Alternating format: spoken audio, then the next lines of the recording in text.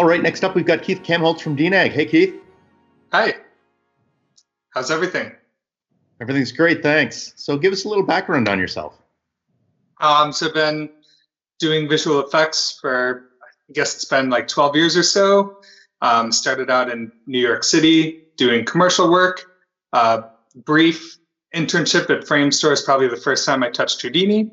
Then went to Blue Sky to work on animated features, which is where I started using Houdini a whole lot more. Then went to California, did my first major bit of destruction work at Tippett Studio, then was at ILM for a couple of years, doing a lot more destruction stuff, and then made the jump to London and DNEG. I've been here for 4 years now, and yeah, destruction's been very much my specialty throughout these last handful of years. Right on. So what's the presentation today going to be on? Today we're looking at vehicle destruction, which presents lots of interesting challenges. It's kind of, in my opinion, a fair bit more complex than destroying a building or something. So there's lots of unique approaches and techniques and tools that I'm going to share with you. There are lots of ways to tackle these problems, but I'll show you a preferred workflow that I like to use. Right on. I'm looking forward to it. Let's jump in. Thanks. So today we're going to take a look at some vehicle destruction and the dynamic rigging for the suspension. There are going to be a few steps involved here. We're going to go over asset prep, proxy generation, dynamic rig setup, setting up the simulation itself, the render mesh deformation, and then I'll mention some additional notes and considerations. Now, vehicle destruction is a pretty massive topic, and there can be lots of different ways to approach different challenges associated with it. So this is by no means a totally comprehensive course on everything there is to know about vehicle destruction, but this should be, if you'll forgive me the pun, a nice little crash course primer on getting started with this type of work. So the first step is the asset prep. We want to make sure that the asset is always sitting at the origin at rest pose and perfectly centered on axis. It's pretty important for car setups in particular to be perfectly pointed down one axis with their wheels perfectly pointed as well, because when we're setting up some rotational constraints and things like that, the axis has to be very precise in terms of what axis it's turning on and pointing toward. So this is going to be very difficult for us to handle if those things aren't pointed straight to begin with. So one of the first things we look at is the structure and the volume in the asset. Now, things don't always have to be modeled perfectly accurately. It kind of depends on the shot and your personal needs.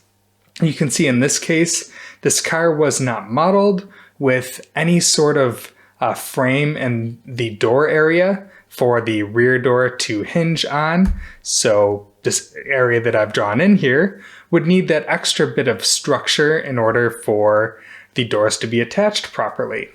Now in this case, I don't really care about that because we're doing a test with a head-on collision, but I do care about the empty engine area. So we're going to need to put some extra material in there just to sort of maintain that volume upon collision. So I've added in some extra engine geometry and a back wall for that engine area. Now the next prep step is to simplify this geometry. Now these vehicles can be made of lots of little pieces.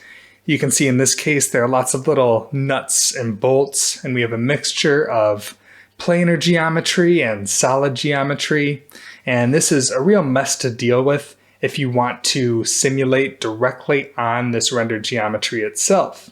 If you look at the door, you can see it's made of these planar pieces with an extra strip in here and lots of different extra pieces, and this is going to be much easier to handle if we just create one rough proxy object that we can use to deform the door as a whole. Now, in order to set that up, we want to set a section attribute for each of these logical sections on this render geometry. This can be set up based on a path hierarchy attribute if that's available. That's really the ideal, although in this case, I didn't have a good path attribute on this model, so I had to go through the annoying process of setting that up by hand. But anyway, once that's sorted out, we can move on to generating the dynamic rig.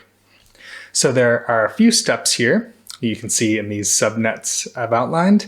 And the first one is to create a volumized proxy.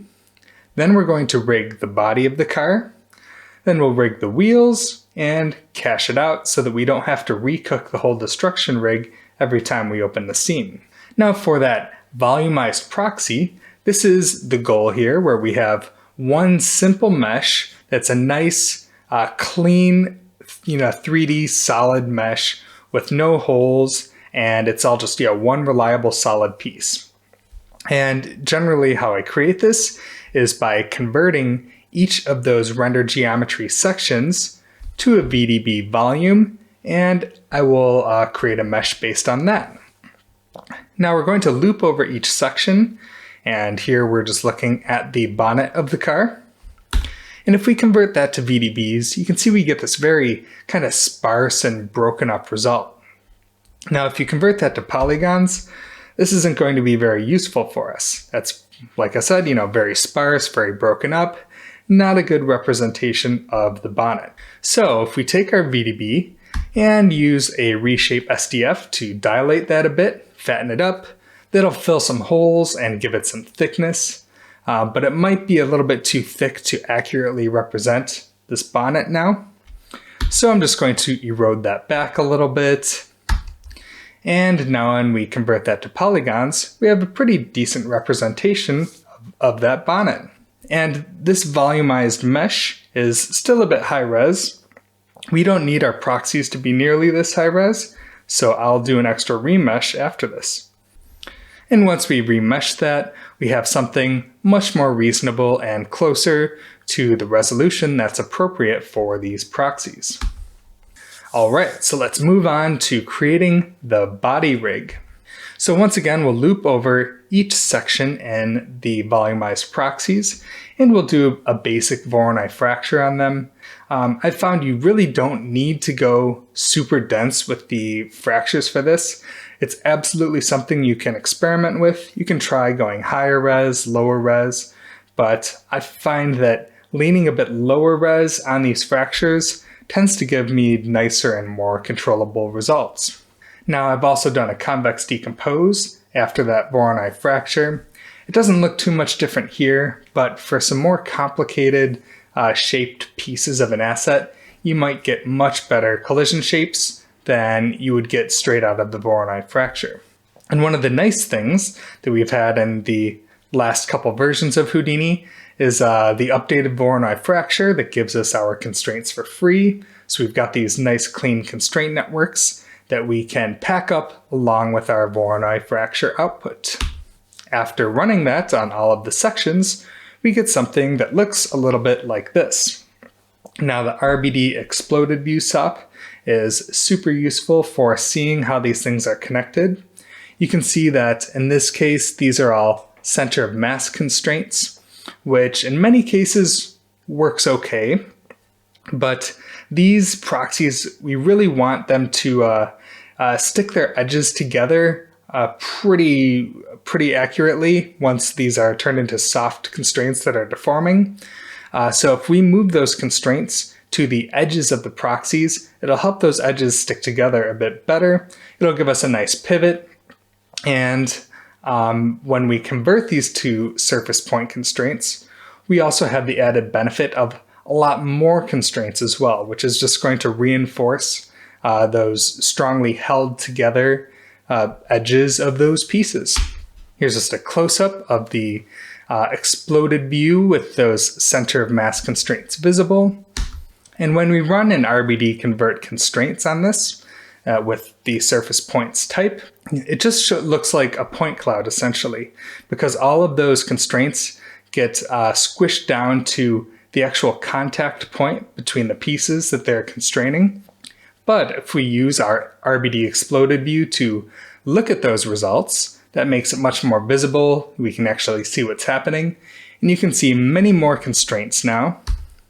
And now they're lying on the edges of the pieces, which, as I said, will really help to keep the edges of those fractured proxy pieces held together once these are turned into soft constraints later and they start deforming. And the increased number will help to reinforce those connections as well. Now there's another problem here with our existing constraint network, and that's because we fractured each of these sections individually. So there are no constraints holding the different sections together. So we'll need to run an extra process to generate those between section constraints. So we can use the connect adjacent pieces, and I'm using the surface points option here. And there's this very helpful option to find boundary connections based on an attribute. And when we generate that, this is what we get. We've got all these different constraints between our various sections. Now we can merge those constraints between sections with our section constraints that I've labeled intrasection, and we're creating a group for each of those so that we can refer back to them later. And I'm also creating a section combine attribute and a name combine attribute that keeps track of which sections are constrained together and which names are constrained together. So with that, our body rig is complete, and then we'll continue on to the wheels. Now there are various ways that you can set up your wheel rigs. I've played around with a couple different options, but this is one option that I've found has worked pretty well for me. And we'll start by once again running a loop over each section attribute. So I'm generating a tube as a representation of this. You could also do a convex decompose or a shrink wrap. They're all valid options. And once we generate that main proxy for the wheel, I'm generating a couple other rig proxies as well. We have a piece above the wheel that's going to represent the top of the suspension. There's a piece in the center of the car that's where the wheel's going to be attached to the chassis, and a little piece right at the center of the wheel that's going to serve as a rotational anchor for the wheel itself, and that's also going to be where the bottom of the suspension is attached. And here you can just see what all of those proxy pieces look like all together. Now you'll notice that the anchor point where it's attached to the chassis is actually pretty far from the wheel itself. It's closer to the opposite wheel, and that's because, at least for this particular vehicle, I liked having that pivot point a little bit further away. If you have your pivot point too close to the wheel, then you'll see the wheel kind of turning too much as that hinge moves up and down. So pushing that hinge a little further away gives you a bit of a smoother arc on that. And that piece circled there, just for clarity, is where the wheel is going to be attached to the chassis. And then we're going to generate a constraint. It's going to serve as the suspension spring that runs from that top proxy down to the center proxy inside the wheel. It's not being constrained to the wheel itself, it's constrained to that proxy in the middle there. And as I said, there's going to be an additional constraint between that little proxy in the middle and the big wheel proxy itself for that rotational relationship. And this is what those constraints look like when we generate them. And you may notice that there is no visible hinge constraint from the anchor point to the center of the wheel. And that's because that has been scaled down to the anchor point. There is a hinge there that follows this dotted line that I've drawn, but both points are just scaled down to exactly where that attachment point is to give us a nice pivot right there. And now that we've generated these wheel constraints, we can merge that back in with the body rig, and we're all set to cache this out and move on to our simulation setup. Now, the first step of the sim here, I'm scaling it down to a more realistic scale. I believe this asset was originally well over 100 units large, so this gets us into a more reasonable range. And then we're going to do an RBD unpack, and we're going to set some constraint properties. You can see here that I have a few constraint properties nodes for the intersection versus constraints between sections, and one for the suspension. For the intersection constraints, that's each section that's being held together, those are going to be glue constraints, and it's very important to raise the propagation iterations.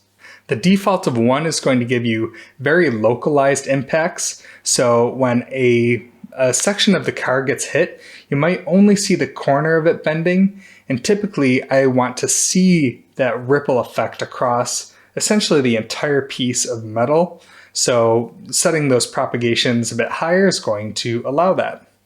And we'll want to turn on the option to switch it to soft constraints after it's broken, and we'll be using high damping and plasticity settings to tell that to hold its shape once it gets deformed. For the constraints between sections, that's going to be a fairly basic glue. Once again, I'm raising propagation iterations, but we're not switching it to soft constraints because I want those seams between the sections to be able to split apart fairly easily. Now for the suspension spring, I put spring in quotation marks because we're not actually using a spring constraint. I'm using a soft constraint, which for most purposes is a little bit more controllable than traditional springs. So we're setting stiffness and damping ratio that you'll have to play around with, because this is pretty sensitive to your asset and to the masses that you set. So this is one of those settings that you'll find yourself tinkering with a lot to dial in the simulation just the way you want it. Now, I mentioned just a bit earlier that I scaled down the entire asset to a more reasonable size, but the rest lengths on all the constraints that we've generated, those rest lengths haven't changed. So I'm using a measure sop just to reset the rest lengths and remeasure those, because that's very important to have those rest lengths be accurate in the sim. I'm also, and this is kind of an experimental thing a little bit, increasing the rest length of the suspension springs a little bit. Now, cars are modeled with their wheels at their natural rest state. But when you see a car at rest, the suspension springs have already been compressed a little bit. So by increasing the rest length a little bit and this extra wrangle you see here, that's going to set a slightly extended rest point, which can potentially give us some more realistic results. But like I said, it's still kind of an experimental thing that I'm playing with at this point. Now there are a few more constraint-related settings that we need to set before we're finished with that. Here I'm splitting out the wheel constraints, and then from that I'm splitting out the cone twists to set those constraint types. I'm setting one cone twist for the wheel rotation and another cone twist for the hinge. And I often find with these cone twists, I have to set the num iterations very high. The default constraint iterations aren't enough to hold the wheel in place very rigidly and very accurately once you have the weight of the car pushing on it. So yeah, this num iterations is very helpful to kind of keep that in the right place. Now, in addition to setting these cone twist constraints, I'm also setting a rigid core because the central chassis of a car is generally not very deformable. Whenever you see cars getting smashed and crushed, usually that central chassis portion is quite rigid and unbreakable. So I'll set with this group, I'll use a bounding box to determine which portion of the car is going to always stay rigid, and we're setting a strength of -1 for that central portion so that it can never break. And here I've just translated that central section down just so you can see which portion I've defined as the rigid core, which will be unbreakable. Now on the proxies, we'll have to set some attributes on those as well before we pipe those into the simulation. I'm using an attribute create just to give it some velocity for the purposes of our crash test. I'm also promoting the name attribute from prims to points because it's very important that the name be a point attribute for bullet. Oftentimes I'll leave it as a primitive attribute and SOPs up until the simulation because I often want to select pieces of geometry based on the name, and it's easier to select prims based on name instead of points, just the way the viewport selection works, which is why I leave the promotion to points to happen just before the sim. And then finally, we'll do an RBD configure to set some additional properties. Now this might be a little bit hard to see here, but essentially this RBD configure is just setting a few attributes to define properties on our RBD pieces. In the attributes section, you can see I've added 3 tabs. The first one has an empty group, so it's going to process everything with these attributes. And I'm creating a default collision group of car RBD and a collision ignore of rig, because we don't necessarily want the top of the suspension or the inside of the wheel or the part where it's attached to the chassis. Those extra little RBD pieces, we don't want those to collide with anything, which is why we are going to be ignoring anything tagged with rig. So I'm also setting a default density and a default bounce. And then in the second attribute tab, we're giving some different attributes to specifically the wheels, just modifying that density and bounce a little bit. And then the final tab here, we're setting some attributes for those rig pieces that I mentioned, the attachment, the center of the tire, the suspension top, and we're giving those a collision group of rig and setting the collision group to star so that those don't collide with anything. And just for clarity, here I've labeled, each of those different stages of attributes that we're setting in each of those 3 tabs of the RBD configure. Now, finally, we get into the DOPNet. So this is pretty standard here. I won't step through every node in it. It's just your standard bullet sim setup. And you can see we've got our standard glue and soft constraints added. And the only really notable things here are that I've added a hinge cone twist and a wheel rotate cone twist. But I do want to note the error reduction parameter on the bullet solver, because this is something that for vehicle sims in particular, I find I often need to increase quite a bit to achieve decent stability. Here I've increased it up to 0.5. Oftentimes 0.8 might be better, which is the limit of the recommended range according to the docs. But I've even taken it a little bit higher, up to 0.9 in some cases. And then on the DOPNet itself, I've set it to use 4 substeps. Normally I find that most RBD sims, I don't need to go very high with my substeps. Not that 4 is terribly high, but vehicle sims, because they're more complex, do tend to need at least 2 to 4 substeps, at least, in the shots that I've worked on. Now here is the simulation result for what we've set up so far, and it's looking pretty cool. We've got some nice deformation and some fairly realistic metal bending happening, but the simulation could be a bit better.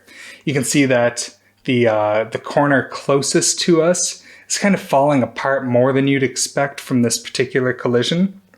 Nothing's really hitting that corner of the car, so I'd expect that to be a little more stable.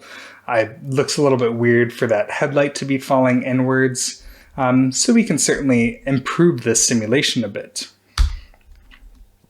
Now, I mentioned earlier that I store a constraint primitive attribute that tells it what sections it's been constraining.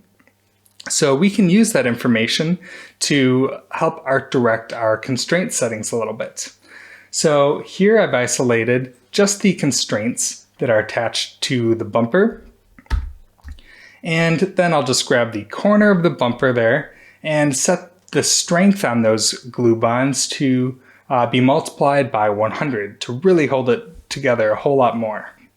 And this is kind of hard to see in the image because those intrasection constraints were scaled down to surface points, but I've set the engine block constraints to be infinite strength, so those are strength of -1, just so that engine block can never be broken. So it's really solid in there. And I've also expanded the rigid core to go all the way to the back of the car and all the way to the sides, because I know we never really need those portions of the car to break in this case. And the more that you can tell the car rig that you don't want certain sections to break, the more reliable your results will be. It's great to sort of limit any potential deformations to only the areas that you think you might want them. And now after making those modifications, this is our new sim, which is looking much better in that corner closest to us there. Perhaps this is a little bit more tame than I would like. I'd probably like to play with this a bit more to, create something a little bit more exciting. But, this goes to show how you can kind of art direct it and store all of these helpful little bits of data that can come in handy to really dial in the specific behavior in each individual portion of the car rig. Now that we have a decent simulation, we need to deform our render mesh with our low-res proxies. Now, this used to be a pretty annoying process where we had to run a point deform in a loop in a really inefficient way, or we'd have to split the point deform into a capture and a loop and kind of filter and process that capture data, and then do another point deform to actually apply it. And it was kind of a messy process, but thankfully, SideFX has added this RBD Deform Pieces SOP, which makes this a whole lot easier. So we just pass in our render mesh and our proxies, and we tell it to use the section attribute to match them up. And this will deform each of those individual sections so that the render mesh is only influenced by its matching proxy piece. And for the wheels, we don't actually need to deform the wheels. We can just use the simulation points from the DOPNet to do a standard transform pieces on the wheels. Because it's really unnecessary to do an actual deformation on them. You might want to do some extra work later to add some squish to the tires or something, but that can be some sort of a post process that we don't want to deal with at this stage of the RBD sim. And once we've applied that RBD Deform Pieces, you can see this is what it looks like on the actual render mesh. And for just a couple iterations on the sim, we've got a pretty cool looking result. Now you may be wondering how we intend to handle the windows. Now in this case, the way it's been set up thus far, we're just deforming the windows with the rest of the body. I prefer to handle the windows as a separate pass so that you don't need to rerun the whole sim anytime that you want some different behavior in the windows. When you do want to shatter the glass inevitably, one way that I like handling that is running a solver to determine at what point the surface area starts to change on a window.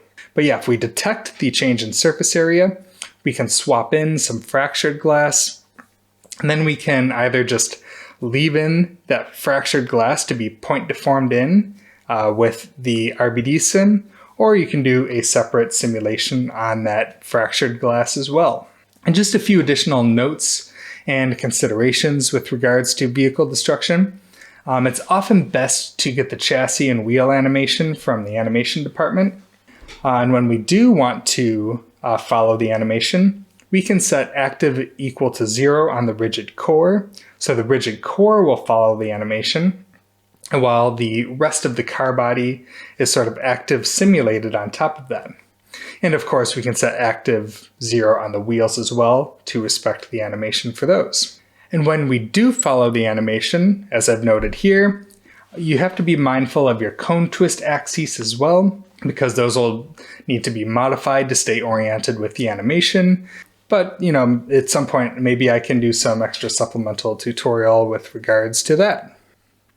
So thanks for checking out this talk on vehicle destruction techniques. And if you're interested in staying up to date on any future tutorials I release or other conference talks and other such things, you can join my email list at keithdigital.com. I am also setting up a Patreon very shortly. It'll probably be up and running by the time you see this video. And the plan is for that to include some monthly quick tips, as well as some opportunities for feedback on your personal work and some other cool things as well. I'm also the instructor for the Mastering Destruction class on CGMA, so if you're interested in that or have any questions about it, feel free to get in touch. So good luck with all of your effects work, and I will talk to you all again sometime soon.